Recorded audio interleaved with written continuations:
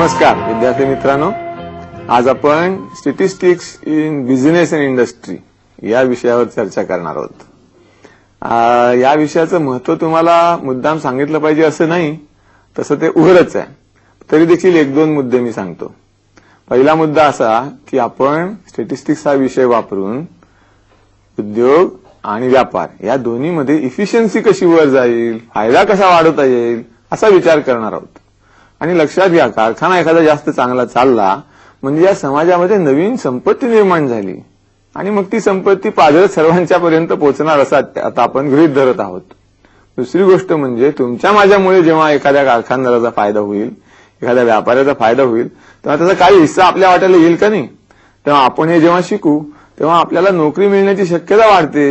हा अगदी साधा व्यवहार आहे। याच्यासाठी हे सगळे मुद्दे आपल्याला काळजीपूर्वक समजून घेतले पाहिजेत। म्हणून या आजच्या धड्यामध्ये मी आपल्याला काय सांगणार आहे तर निर्णायक उदाहरण घेऊन इंडस्ट्री आणि बिझनेसमध्ये स्टॅटिस्टिक्समुळे कसं पाऊल पुढे पडलं हे समजावून सांगणार आहे। आपण सुरुवात करूया की स्टॅटिस्टिक्स या विषयाचा गाभा काय आहे। तर मी नेहमी सांगतो की आकडेवारी म्हणजे स्टॅटिस्टिक्स नव्हे, फॉर्म्युला म्हणजे स्टॅटिस्टिक्स नव्हे, गुंतागुंतीचं गणित म्हणजे स्टॅटिस्टिक्स नव्हे। मग काय आहे स्टॅटिस्टिक्स?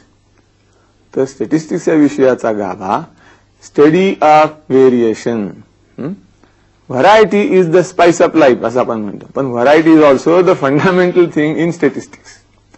काही लोकांना व्हेरिएशन जास्त पाहिजे असतं, काही लोकांना कमी पाहिजे असतं। माझा आवडता उल्लेख म्हणजे साडीचं दुकान। साडीच्या दुकानामध्ये 1000 साड्या आहेत आणि व्हेरिएशन पाहिजे हो, सगळ्या साड्या एकासारख्या एक असल्या तर एकदाच फक्त तुम्ही त्या दुकानात जाणार, एक साडी घेऊन आल्यावर परत कोण जाईल त्या दुकानात? पण सध्या तुम्ही चांगल्या दुकानात जर गेला तर प्रत्येक साडी वेगळी, प्रत्येक पीस वेगळा, तिथे खूप व्हेरिएशन असतं। व्हेरिएशनला किंमत आहे। पण असं व्हेरिएशन जर इंडस्ट्रियल प्रोडक्शन मध्ये असलं तर कारखानदाराची पंचायत होईल। मी लहानपणी कोल्हापूरला राहत असे, त्यावेळेला विजेचा एवढा प्रसार नव्हता, म्हणून शेतकरी इरिगेशनसाठी ऑइल इंजिन वापरायचे आणि आमच्याकडे छोटे छोटे कारखाने ते ऑइल इंजिन बनवण्याचे। या कारखान्यांच्या बाबतीमध्ये अडचण काय होती? व्हेरिएशन असायचं। म्हणजे कसं, तुम्ही एक इंजिन विकत घेतले, त्या ठिकाणी स्पेअर पार्ट लागला, त्याच्याकडे जायचं म्हणायचं मला अमुक अमुक गोष्ट पाहिजे, म्हणायचं हे 5-25 घेऊन जा, फिट होईल ते लावा। आपल्याकडे असं नसतं। आपल्या स्कूटरचा स्पार्क प्लग जर खराब झाला तर आपण त्या दुकानदाराला असं सांगतो का 5-25 दे, त्यातला फिट होईल तो लावीन, असं नाही। सगळे एकसारखे एक असतात। तेव्हा आधुनिक इंडस्ट्रीमध्ये व्हेरिएशन कमी पाहिजे, low variation means high value, हा मंत्र आहे। तेव्हा स्टॅटिस्टिक्सचा रोल कोणता? तर व्हेरिएशन कमी करण्यासाठी मदत स्टॅटिस्टिक्सनं केली पाहिजे। आलं लक्षात? हा आपला पहिला मुद्दा। The main role of statistics in industry is helping to reduce variability in product. आता हे करायचं कसं? साधारणपणे 1925-30 या सालापासून अमेरिकन उद्योग क्षेत्रामध्ये स्टॅटिस्टिक्सचा वापर व्हेरिएशन कमी करण्यासाठी सुरू झाला। पहिला प्रथम ते लोक काय करत असत तर आपलं उत्पादन झाल्यानंतर तो माल तपासून बघायचा आणि जी काही अपेक्षा आहे, जी स्पेसिफिकेशन्स आहेत त्याच्याप्रमाणे आहे का नाही। इन्स्पेक्शन आफ्टर प्रोडक्शन ही पहिली पायरी। असं जर लक्षात आलं की आपल्या मालामध्ये काहीतरी कमी जास्त गडबड झाली तर मग एक तर तो पुन्हा रिवर्क केला पाहिजे किंवा कचऱ्यात टाकला पाहिजे, भंगारात टाकला पाहिजे। हे सगळं तोट्याचं असतं, म्हणून हे टाळायचं। म्हणून पहिली जी स्टॅटिस्टिकल मेथड निघाली तिला म्हणतात स्टॅटिस्टिकल क्वालिटी कंट्रोल चार्ट। आणि मग ह्या चार्टमध्ये काय करतात तर जे काही मास प्रोडक्शन चालू असेल त्याचा अधूनमधून नमुना पाहणी करायची, काही उचलून घ्यायचे, मापं घ्यायची आणि त्याचं ऍव्हरेज त्या चार्टवर प्लॉट करायचं। त्या चार्टवर बघा सेंटर लाईन असते, म्हणजे आपल्याला जे मेजरमेंट पाहिजे तिथं असतं, आणि अपर कंट्रोल लिमिट आणि लोअर कंट्रोल लिमिट ह्याच्या बाहेर जर पॉईंट जायला लागले तर घोटाळा झाला, आपली प्रोडक्शन सिस्टीम काम करत नाही। म्हणून मग थांबायचं आणि तपासून बघायचं कुठे घोटाळा होतोय। मुद्दा काय की खराब वस्तू बनवण्याच्या पेक्षा ती होण्याच्या आधीच आपल्या लक्षात आलं पाहिजे आणि कारखान्यात योग्य ती आपण दुरुस्ती किंवा बदल केला पाहिजे। ही quality control through statistical quality control charts ही पहिली पद्धत 1930च्या आसपास प्रचारामध्ये आली। तर आपला पहिला टप्पा होता क्वालिटी कंट्रोल चार्ट। आता आपण म्हणलं दुसरा टप्पा प्रोसेस कंट्रोल। तर काय फरक आहे दोन टप्प्यांमध्ये? तर आधीच्या टप्प्यात आपण फिनिश प्रॉडक्टच्या बाबतच बघत होतो, काय होत आहे, चुकतंय का, बरोबर आहे। आता जे प्रोसेस कंट्रोल म्हणजे संबंध टप्प्याटप्प्यानं जे आपण उत्पादन केलं त्यातल्या प्रत्येक टप्प्याचा अभ्यास करायचा। त्या टप्प्यामध्ये व्हेरिएशन वाढतंय का, किती variation, what is the contribution of variation of each operation. तुम्ही जर मोटर कारचा कारखाना पाहिला, असेंब्ली लाईन पाहिली तर कितीतरी टप्पे असतात. एखादा कापडाचा कारखाना पाहिला तर कितीतरी त्याची खाती असतात. त्या प्रत्येक खात्याचा वेगळा अभ्यास करायचा आणि या खात्यामुळं फिनिश प्रॉडक्टमध्ये व्हेरिएशनमध्ये भर पडते आहे का, किती भर पडते आहे, आणि मग लक्ष कुठे द्यायचं. ज्या खात्यामुळे व्हेरिएशनमध्ये सर्वात जास्त भर पडते त्या खात्याच्या सुधारणेवर आपण लक्ष दिलं पाहिजे. या दृष्टिकोनाला म्हणतात प्रोसेस कंट्रोल. तिसरा भाग जो आहे त्याला आपण म्हणूया डिझाईन ऑफ एक्सपेरिमेंट. याच्यामध्ये थोडंसं मला पूर्वपीठिका सांगितली पाहिजे. एखाद्या वस्तूचं उत्पादन करीत असताना अनेक टप्प्यावर त्या कारखानदाराला निर्णय घ्यावे लागतात. टेम्परेचर किती ठेवायचं, प्रेशर किती ठेवायचं, स्टरिंग रेट किती ठेवायचा, किती वेळ कुकिंग करायचं, वगैरे वगैरे. प्रत्येक जी गोष्ट कारखानदार स्वतः ठरवतो त्याला आपण म्हणायचं फॅक्टर. ह्या सगळ्या फॅक्टर्सची यादी केली ना की ती यादी म्हणते की आता तुम्ही प्रोडक्शन कोणत्या पद्धतीने करणार ह्याचा निर्णय घ्या. हा निर्णय घेताना माणसाला बेस्ट कॉम्बिनेशन कुठलं असं शोधावं लागतं. हे शोधण्यासाठी स्टॅटिस्टिशियन लोकांनी एक प्रयोग कसे करायची याची पद्धत शोधून काढली आहे. तिला म्हणतात डिझाईन ऑफ एक्सपेरिमेंट, किंवा ह्या पर्टिक्युलर केसमध्ये त्याला म्हणतात फॅक्टोरियल एक्सपेरिमेंट. बरं, फॅक्टोरियल एक्सपेरिमेंटमध्ये निरनिराळ्या प्रकारची कॉम्बिनेशन घेऊन त्याच्यापैकी सर्वात चांगलं कॉम्बिनेशन कोणतं हे शोधणं असा भाग असतो. इथं मी तुम्हाला एक छोटीशी केस सांगणार आहे. एका परदेशातल्या कारखान्याची आहे. ख्रायसलर नावाची मोटर कार बनवणारी अमेरिकन कंपनी आहे. काही कारणामुळे ख्रायसलरमध्ये जाण्याचा मला प्रसंग आला तेव्हा ही सगळी मी तिथली कहाणी पाहिली म्हणून मी तुम्हाला थोडक्यात सांगतो की त्यांची एक जीप चेरोकी नावाची गाडी होती आणि ती अतिशय यशस्वी गाडी, आणि ते आता चीनमध्ये उत्पादन करून चीनमध्ये विकायची असं त्यांची योजना होती. आणि ठरलं की अमुक अमुक दिवशी या गाडीच्या नवीन मॉडेलचं चीनच्या बाजारामध्ये उद्घाटन वगैरे करायचं. आणि त्याच्या अगदी थोडे दिवस आधी फोन आला की साहेब आम्ही ज्या त्या ट्रायल गाड्या बनवलेल्या आहेत त्या जेव्हा रस्त्यामध्ये चालवू लागलो तेव्हा त्याला एखादा रस्त्यावर धक्का बसला की त्या गाडीचं स्टिअरिंग आणि चाकण सगळं धडधड हालू लागतं. आणि इतकं वाईट हालताय की तो ट्रायल जो गिऱ्हाईक घेईल त्याला जरी त्यानं पाहिल्यानंतर तो म्हणेल की ही गाडी मला नको. तेव्हा हे कशामुळे होतं आपल्याला शोध लागला पाहिजे आणि त्याची दुरुस्ती झाली पाहिजे, नाहीतर ही गाडी आपल्याला विकणं शक्य होणार नाही. आपण असं म्हणूया की कारखान्यामध्ये या वेळेला एक प्रकारचा क्रायसिस निर्माण झाला. मग एका इंजिनियरच्या वाट्याला एक काम आलं की बाबा शोधून काढ काय कारण आहे आणि कोणत्या प्रकारे हे कारण आपल्याला काढून टाकता येईल. मग त्यांनी त्या स्टिअरिंग व्हील वगैरे यातले तज्ज्ञ जे होते त्यांना बोलवलं आणि विचारलं बाबा कोणत्या कोणत्या कारणामुळे असं गडबड होऊ शकते. तर त्यांनी 10 पार्टची यादी दिली. ह्या पार्टपैकी कुठल्याही एका पार्टमध्ये जर गडबड झाली तर अशा प्रकारे घटना होऊ शकते. तो म्हणाला बापरे, आता काय आहे की अमेरिकेत ती गाडी जी बनते ती उत्तम चालते, चीनमध्ये जी बनते ती उत्तम चालत नाहीये. तेव्हा तो प्रत्येक जो पार्ट आहे त्याला 2 पर्याय आहेत, अमेरिकन पार्ट, चीनी पार्ट. आता दोन्ही पैकी कुठलं कॉम्बिनेशन चांगलं बघायचं असलं तर पहिल्या पार्टचे 2 झाले, दुसऱ्याचे 2 झाले, तिसऱ्याचे 2 झाले, 2 गुणिले 2 गुणिले 2 2^10 म्हणजे हजाराच्या पुढे वेगवेगळे कॉम्बिनेशन झाले. तुम्हाला मी फॅक्टोरियल कॉम्बिनेशन सांगितली ना, ही सगळी कॉम्बिनेशन तपासून पाहायची आणि त्यातलं जे कॉम्बिनेशन चांगलं आहे ते वापरायचं. असं खरं म्हणजे बाळबोध्यातला धडा आहे. परंतु एक कॉम्बिनेशन म्हणजे वेगळी एक जीप बांधायला पाहिजे आणि ती रस्त्यावर नेऊन फिरवली पाहिजे.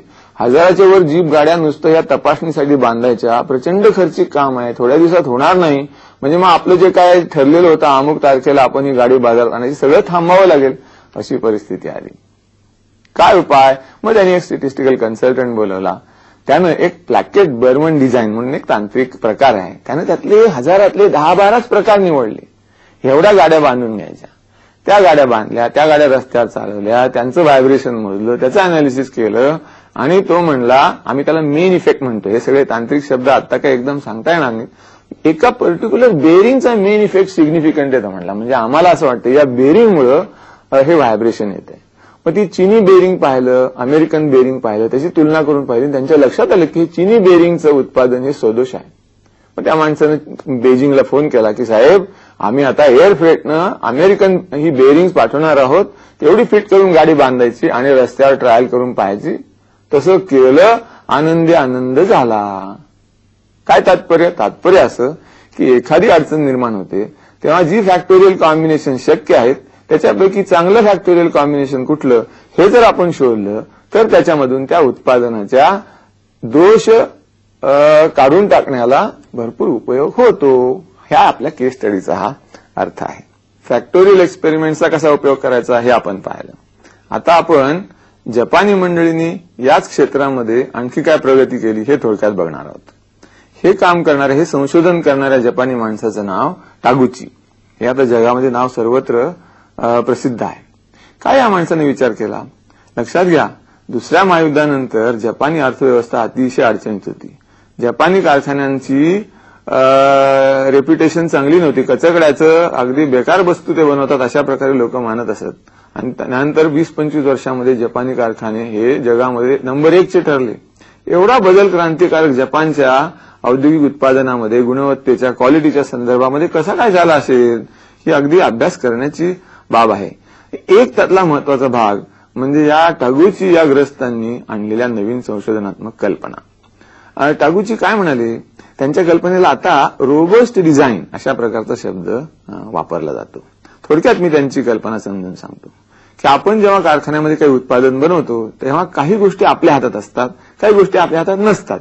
कोणीतरी सप्लायर असतो, त्याची काहीतरी रीत असते, काहीतरी रॉ मटेरियल असतं, त्याच्यात कमी जास्त असतं, काहीतरी अँबियंट कंडिशन असतात, त्याच्यामध्ये वापरणाऱ्याचं वागणं सुद्धा आपल्या हातात नसतं. 2 माणसासाठी ठरवलेली स्कूटर असते, त्याच्यावर 4 माणसं बसतात. मग ती स्कूटर लवकर मोडली तर दोष कुणाचा? कारखानदाराचा का वापरणाराचा?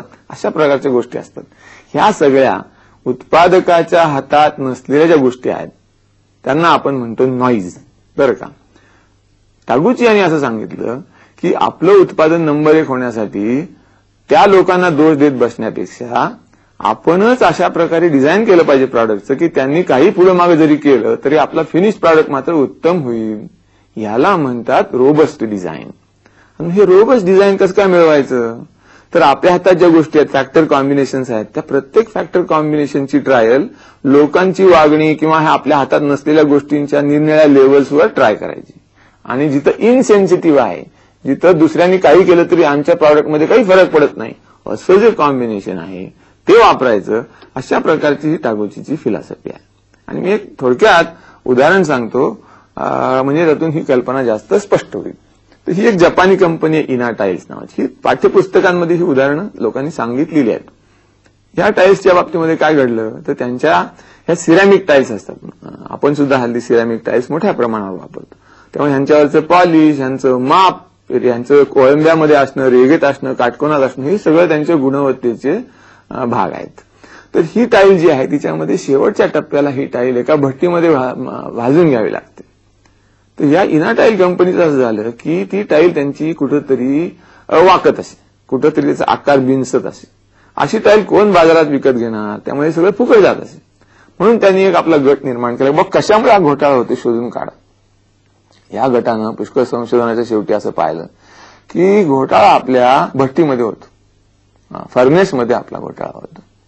कशामुळे होतो फर्नेसमध्ये तरी घोटाळा? तर फर्नेसचे जे तज्ज्ञ होते ते म्हणाले, अहो आपल्याला कोणत्या टेम्परेचरला ह्या भट्टीमध्ये आपल्या टाईल्स बेक केल्या पाहिजे ते माहिती आहे, परंतु हे टेम्परेचर आपण जरी सेट केलं ना तरी त्या भट्टीच्या आतमध्ये सगळीकडे तेवढंच टेम्परेचर राहतं असं नाही. काही ठिकाणी कमी होतं, काही ठिकाणी जास्त होतं. अशी आपल्या भट्टीची अवस्था आहे. लोक म्हणाले भट्टी नीट काम करत नाही तर दुरुस्त करून घ्या. ही मंडळी म्हणाली आम्ही सगळी खटपट केली, ह्याच्याहून जास्त चांगला म्हातारी आहे ती भट्टी, आता नाही ह्याच्याहून चांगली काम करणार. मग लोक म्हणाली बदला. मग कारखानदार मला एवढे पैसे आपल्याला भांडवल गुंतवणूक शक्य नाहीये, याच भट्टीवर आपल्याला मॅनेज केलं पाहिजे. मग टागुची टाईप मंडळींनी त्याच्यामध्ये लक्ष घातलं. ते म्हणाले आपण निरनिळ्या प्रकारची कॉम्बिनेशन्स करू आणि भट्टीत कमी जास्त टेम्परेचर जरी होत असलं तरी आपली टाईल बाहेरताना एकदम A1 असली पाहिजे असं कॉम्बिनेशन कुठलंही शोधू. आणि त्या थोडंसं नशीब, थोडीशी हुशारी, थोडेसे कष्ट. त्यांच्या असं लक्षात आलं की आता आपण निरनिळ्या वस्तू ज्या एकत्र करतो त्याच्यात कॅल्शियम कार्बोनेटचं प्रमाण थोडंसं जर वाढवलं then the material becomes insensitive to fluctuation in temperature. हे जेव्हा कळलं तर टागुचीचं जे धोरण आहे ते इथं यशस्वी झालं. मग आपल्याला ही भट्टी न बदलता त्या भट्टीचा गडबड जी काही होते त्याच्याबद्दल काही नाही करता आलं तरी सुद्धा आपल्याला हा rejection rate, failure rate, low quality output हे सगळं कमी करता येईल. अशा पद्धतीने टागुचीची मेथड आता सरसकट सगळीकडे वापरली जाते आणि त्याच्यामधून गुणवत्ता जास्त मिळवण्यासाठी आपण पुष्कळ काही करू शकतो. अशी ही टागुचीची मेथड. तर हा टागुची हा जो मनुष्य होता हा खरं म्हणजे इंजिनियर, हा काही स्टॅटिस्टिशियन नव्हे, परंतु यानं स्टॅटिस्टिक्सच्या क्षेत्रामध्ये जवळजवळ क्रांती म्हणावी अशा प्रकारचं काम केलेलं आहे. पण जपानमध्ये औद्योगिक क्षेत्रात स्टॅटिस्टिक्सचा जो वापर सुरू झाला तो अमेरिकन सल्लागारांच्या मदतीनं आणि डेमिंग नावाचे ग्रहस्थ प्रथम जपानमध्ये गेले आणि त्यांनी स्टॅटिस्टिक्सचं महत्व जपानी कारखानदारांना पटवलं आणि जपानी मंडळी ह्याच्याबद्दल अतिशय उपकृत आहेत आणि त्यांनी आंतरराष्ट्रीय पातळीवरती उत्तम कारखानदारीला बक्षीस म्हणून डेमिंग अवॉर्ड हे दिलेलं आहे आणि दरवर्षी जागतिक पातळीवरती निरनिराळ्या कारखान्यांची स्पर्धा होते आणि भारतीय मंडळींना अभिमान वाटायला हरकत नाही की गेल्या 2-3 वर्षामध्ये भारतातल्या कारखानदारांना सुद्धा हे डेमिंग अवॉर्ड मिळालेलं आहे. एका कंपनीचं नाव मी सांगू शकतो की टीव्हीएस ही जी फटफट्या बनवणारी कंपनी आहे हिला हे डेमिंग अवॉर्ड जपानी स्पर्धेमध्ये मिळालेलं आहे. आता आपण या कारखानदारांच्याकडून थोडंसं व्यापारिक क्षेत्रामध्ये येऊया. सुरुवातीला 2 उदाहरणं मी सांगणार आहे आपल्याला. पहिलं उदाहरण आहे ते एका पेट्रोलियम कंपनीचं आहे. ह्या कंपनीला पेट्रोल विक्रीच्या किरकोळ विक्रीच्या क्षेत्रामध्ये एक अडचण होती. ती अडचण अशी की बरेचदा पेट्रोल पंपामध्ये भेसळीचे प्रकार होतात. स्वस्त वस्तू उदाहरणार्थ रॉकेल किंवा नॅफ्था अशा गोष्टी पेट्रोलमध्ये मिसळल्या जातात आणि विकल्या जातात. त्यातून सर्वांना त्रास होतो. असं कोणी गैर जर वागत असेल तर ते आपल्याला समजलं पाहिजे, डिटेक्ट झालं पाहिजे. याच्यासाठी काय करता येईल असा हा प्रश्न आहे, फ्रॉड डिटेक्शन. तर या कंपनीचा प्लॅन असा होता की आपण पेट्रोलमध्येच एक प्रकारे एक रसायन घालूया अतिशय अल्प प्रमाणात, त्याला म्हणूया मार्कर, आणि त्यांना माहिती आपण किती घातलंय. आता एखाद्या माणसानं जर पेट्रोलमध्ये भेसळ केली तर त्या मार्करचं प्रमाण कमी होतं. आलं लक्षात. म्हणून मग आपण कुठल्याही पेट्रोल पंपावर गेलं की त्याचा नमुना घ्यायचा पेट्रोलचा आणि मार्कर मोजणारं मशीन वापरायचं. जसं आपण दुधामध्ये तो काटा लावतो की नाही की याच्यामध्ये किती फॅट आहे, तसं किती मार्कर आहे हे वापरणारं यंत्र तिथे लावायचं आणि मार्करचं प्रमाण सांगितलं ते जर आपल्याला अपेक्षित आहे तेवढं असेल तर पेट्रोल शुद्ध आहे आणि आपल्याला अपेक्षित आहे त्याच्यापेक्षा कमी असेल तर पेट्रोल हे भेसळयुक्त आहे असा निर्णय आपल्याला घेता येईल. ही कल्पना आहे. मग चर्चा आमची काय झाली की हे कितपत व्यवहार्य आहे. बरं, कारण मी तुम्हाला सांगितलं की स्टॅटिस्टिक्सचा गाभा जो आहे तो व्हेरिएशन. तर हे जे मार्करचं प्रमाण आहे त्याच्यामध्ये व्हेरिएशन असतं का, असलं तर कशामुळे असेल आणि त्याचा ह्या निर्णयामध्ये काही अडचण येईल का, असा तो प्रश्न होता. आता ह्या अभ्यासासाठी आम्ही काय केलं की आम्ही त्यांना असं म्हटलं की तुम्ही तुमचं जे कोरं पेट्रोल आहे, प्युअर पेट्रोल आहे, ज्याच्यामध्ये 100% आपल्याला खात्री भेसळ नाही, ते तुमच्या रिफायनरीमधून टाक्यांमध्ये येतं, टाक्यांमधून पेट्रोल टँकरमध्ये भरलं जातं. त्या टँकरमध्ये भरलेल्या पेट्रोलचाच आपण नमुना घ्यायचा आणि हे मार्कर तपासणारं जे मशीन आहे ते मशीन वापरून तिथं आकडा काढायचा. तर तत्व तर असं, थिअरी अशी आहे की जितकं घातलेलं होतं मार्कर तितकं जर आलं तर 100 आकडा दिसला पाहिजे. तेव्हा 100 आकडा आला याचा अर्थ पेट्रोल शुद्ध आहे. तर ते म्हणले 100 जरी थिअरेटिकली असला तरी प्रत्यक्षामध्ये अगदी 100च येतो असं नाही, एकाच दुसरा पुढे माग होऊ शकतो. म्हणजे म्हटलं किती, तर म्हणजे समजा 98 ते 102 ह्या रेंजमध्ये जर आकडा आला तर तो जवळजवळ 100 धरायला हरकत नाही. म्हणजे त्यांच्याच मते थोडंसं व्हेरिएशन असतं. म्हटलं ठीक आहे मग मोजूया आपण. म्हणून आम्ही 800 ट्रक्सच्या बाबतीमध्ये हे मोजमाप केलं आणि त्याचा आपण हा चार्ट बनवलाय. तर ह्या चार्टकडे तुम्ही बघा. त्याच्यामध्ये प्रत्येक ठिपका जो आहे तो एका ट्रक मधलं पेट्रोल घेऊन त्याला मशीन लावल्यानंतर किती आकडा मिळाला हे दाखवणारा हा चार्ट आहे. चार्ट बघितल्यानंतर आपल्याला काय लक्षात येतं की बऱ्यापैकी व्हेरिएशन आहे. हो, आणि त्या व्हेरिएशन मध्ये जेव्हा 100च्या वरती आकडा गेला आपल्याला काय तक्रार नाहीये, परंतु 100च्या खालती जसा आकडा येऊ लागतो तेव्हा मोठी पंचायत होते. तुम्हाला दिसेल त्या खालच्या रेषेच्या खालती जे टिंब आहेत ना ते सगळे ट्रक असे आहेत की ज्यांच्यामध्ये कोरं पेट्रोल भरलेलं आहे, 100% काहीही भेसळ नाहीये. परंतु आपण जेव्हा मोजलं तेव्हा आकडा मात्र ते 98च्या देखील खाली आला. तर आम्हाला पहिल्यांदा काय लक्षात आलं की हे जे व्हेरिएशन याचा परिणाम असा की इमानदार, सचोटीच्या आणि शुद्ध पेट्रोल देणाऱ्या माणसाला सुद्धा काही वेळेला आपण शिक्षा करू. आता दुसरा चार्ट बघा. या चार्टमध्ये हीच माहिती वेगळ्या प्रकारानं मांडलेली आहे आणि इथं 98 आणि 102 अशा मर्यादा दाखवणारी जिथं अॅरोज दाखवलेले आहेत. आता तुमच्या लक्षात येईल की त्या 98च्या खाली किती मंडळी आहेत. आता लक्षात. तेव्हा आम्ही या पेट्रोल कंपनीला असं सांगितलं की तुमची कॉन्सेप्ट जरी बरोबर असली तरी या व्हेरिएशनमुळे ती कॉन्सेप्ट व्यवहारात आणण्यामध्ये काही अडचणी आहेत. हे लक्षात घेऊन 98च्या खाली कोणाचा आकडा आला की त्याला शिक्षा करायची, अशा प्रकारचं कडक धोरण तुम्हाला लावता येणार नाही. तुमच्या या कॉन्सेप्टची मर्यादा आम्ही स्टॅटिस्टिक्सच्या वापरातून तुम्हाला दाखवू शकत आहोत. असं हे व्हेरिएशनचा अभ्यास करण्याचे एक पेट्रोलच्या व्यापारामधलं उदाहरण. आता मी व्यापारातच परंतु पेट्रोलच्या ऐवजी एका बँकेच्या अभ्यासाकडे वळणार आहे. तर आता आपण बँकेमध्ये या संख्याशास्त्राचा काय उपयोग करता येईल याचं एक उदाहरण पाहूया. ही बँक शेतकऱ्यांना ट्रॅक्टर्स विकत घेण्यासाठी कर्ज देते आहे. ह्या कर्ज घेणाऱ्यापैकी काही मंडळी इमानदारीनं कर्ज परतफेड करतात आणि काही मंडळींच्या हातून ते काही होत नाही. जो माणूस कर्ज परत देत नाही त्याला म्हणायचं डिफॉल्टर. तर डिफॉल्टर जो असतो त्याच्यामुळे बँकेचा तोटा होतो. तेव्हा बँकेचं काय म्हणणं आहे की कोण कर्जदार इमानदारीनं परत आणून देईल आणि कोण कर्जदार डिफॉल्टर होईल ह्याच्याबद्दल आपल्याला काही ऍडव्हान्स अँटिसिपेटरी विचार करता येईल का, आधीच कल्पना करता येईल का. तर ही कल्पना स्टॅटिस्टिक्सच्या मदतीने करता येईल असं आम्हाला वाटतं. त्याच्यासाठी आम्ही एक कम्प्युटर प्रोग्राम तयार केला आणि त्याला आमचं नाव आहे अँटीलोड. आता तुम्ही स्क्रीनवर बघता आहात.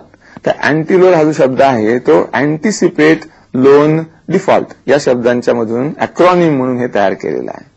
तर आम्ही कसा हा काय कम्प्युटर प्रोग्राम करतो तर त्याच्यामध्ये एक आम्ही मॅथमॅटिकल मॉडेल वापरतो. तेही आता मी तुम्हाला स्क्रीनवर दाखवतो. त्याच्यामध्ये तो जो शेतकरी आहे, तो जो कर्जदार आहे त्याच्याबद्दलची सर्व माहिती ही एक्स म्हणून त्याच्यामध्ये घातली जाते आणि त्याच्यावरून या मॉडेलपासून आपल्याला प्रोबॅबिलिटी ऑफ डिफॉल्ट हे त्याच्यातून हिशोब करून मिळतं. ही प्रोबॅबिलिटी जर जास्त वाटू लागली तर मग आपण त्या माणसाला कर्ज देणं कॅन्सल केलं पाहिजे. ही प्रोबॅबिलिटी जर कमी असेल तर तो मनुष्य कर्ज घेण्यासाठी योग्य आहे. अशा प्रकारची आपल्याला निर्णयाला मदत होऊ शकते. हे असं कुठून जर तुम्ही करता, तुमच्याजवळ काही जादू आहे का तर मुळीच नाही. आधीचा जो अनुभव आहे बँकेचा त्याच्यामधले काही डिफॉल्टर कर्जदार त्यांची आम्ही माहिती घेतो, काही इमानदार कर्जदार त्यांची आम्ही माहिती घेतो आणि त्याच्यामधून आमच्या या मॉडेलला ट्रेनिंग देतो. अशा प्रकारची ही पद्धत आहे. ही वापरून आपल्याला त्या बँकेच्या ऍडव्हान्सेस सँक्शन करणारे जे अधिकारी आहेत त्यांच्या मदतीसाठी आपल्याला प्रोग्राम करता येतो आणि मग हा प्रोग्राम आपण योग्य निरनिळ्या प्रॉडक्टसाठी निरनिळ्या बँकांसाठी बदलू शकतो. तर स्टॅटिस्टिक्सच्या मदतीनं अशा प्रकारे निर्णय प्रक्रियेमध्ये फार सुधारणा करता येते असा आमचा अनुभव आहे. आपण आतापर्यंत असं पाहिलंय की उत्पादन असो, विक्री असो, पतसंस्थेचा व्यवहार असो, या सगळ्या क्षेत्रांमध्ये स्टॅटिस्टिक्सच्या वापरामधून एफिशियन्सी वाढू शकते, गुणवत्ता वाढू शकते, तोटा कमी होऊ शकतो आणि फायदा वाढू शकतो. एका अर्थानं अशा प्रकारे स्टॅटिस्टिक्स हे समाजहितासाठी आपण वापरू शकतो आणि ह्याच्यातून जसं समाजाचा फायदा होतो तसं ते काम करणाऱ्या संख्याशास्त्रज्ञांचा सुद्धा फायदा होत असतो. तर आपल्याला या पद्धतीतून स्टॅटिस्टिक्सच्या वापरामध्ये एक चांगलं ठोस पाऊल पुढे टाकता आलं पाहिजे. आपल्याकडं गेल्या 10 वर्षामध्ये आर्थिक क्षेत्रामध्ये फार मोठा बदल झालेला आहे आणि त्याला आपण म्हणतो ग्लोबलायझेशन. भारताबाहेरच्या कंपन्या भारतात धंदा करतायत, भारतातल्या कंपन्या बाहेर धंदा करायला जात आहेत. म्हणून आपल्याला स्पर्धेमध्ये टिकाव धरायचा असेल तर गुणवत्तेत इतरांच्या बरोबर राहायला पाहिजे किंवा पुढे गेलं पाहिजे. म्हणून यासाठी आपल्याला स्टॅटिस्टिक्सचा वापर केला पाहिजे. आपण कारखानदारीमध्ये आणि व्यापारी बँकिंग क्षेत्रामध्ये तो कसा करता येईल याची उदाहरणं पाहिली. ही उदाहरणं आपल्या दृष्टीनं आपल्या करिअर करता महत्वाची आहेत आणि आपल्या समाजाकरताही महत्वाची आहेत. म्हणून ती समजून घेणं आणि त्याचा प्रत्यक्ष वापरामध्ये उपयोग करणं हे दोन्ही पुष्कळ महत्वाचं आहे.